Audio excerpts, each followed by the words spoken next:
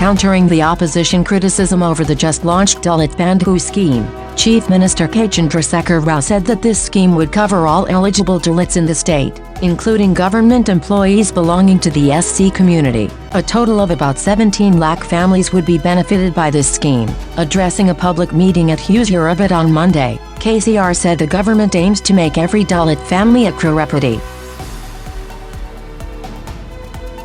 People from rural Telangana are demanding the health department to provide mobile vaccination vehicles in their areas for the second dose of COVID vaccine. During the vaccination drive for the first dose, the government had arranged about 300 mobile vaccination vehicles across the state. Less than 100 such vehicles are providing the jabs in the Greater Hyderabad Municipal Corporation.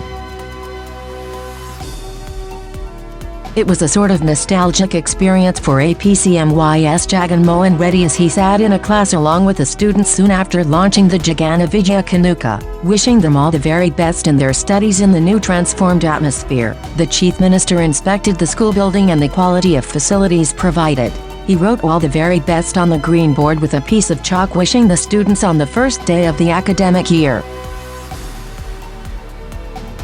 After a long break due to COVID pandemic, students were back to schools on Monday as they are reopened following the fall in coronavirus cases. The parents have brought their children to the schools and were seen instructing them on various precautions amid the COVID threat.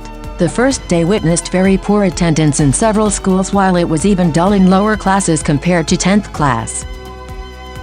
Vice President VENKAIAH Naidu laid the foundation stone for the Center for Innovation and Development at the Jawaharlal Nehru Center in Bengaluru. He called on the scientific community to strive to excel and innovate for improving the lives of the people, by coming up with out-of-the-box solutions to address various challenges faced by mankind.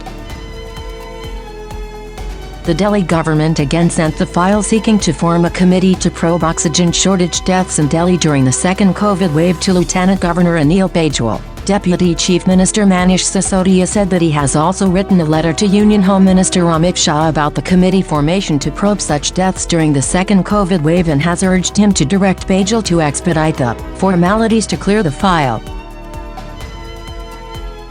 The Supreme Court on Monday said it cannot compel the reluctant center to file a detailed affidavit on petitions seeking to know if Pegasus spyware was used to snoop on certain citizens and steps it took to probe the allegations. The center, while denying all claims linked to recent reports that the Israeli Pegasus spyware was used to target opposition leaders, journalists and others, informed the Apex Court that a group of experts will be investigating into all such claims.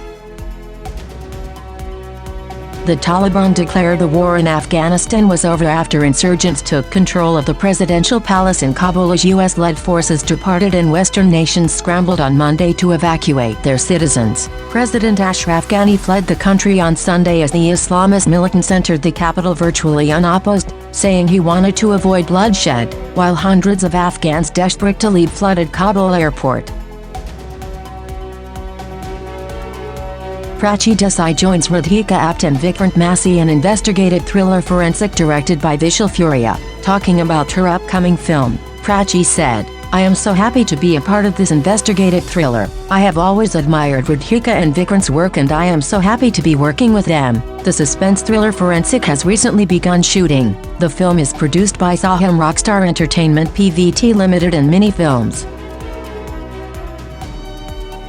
Mohammad Siraj took the last 2 wickets to hand India a historic win at Lord's by 151 runs. India captain Virat Kohli said he is extremely proud of his team for the character and courage that was on display against England on the final day of the pulsating second test match at Lord's in London. Kohli said India don't rate victories at one venue higher than others, but the 151-run win at the iconic venue is special and right up there with some of their best overseas results.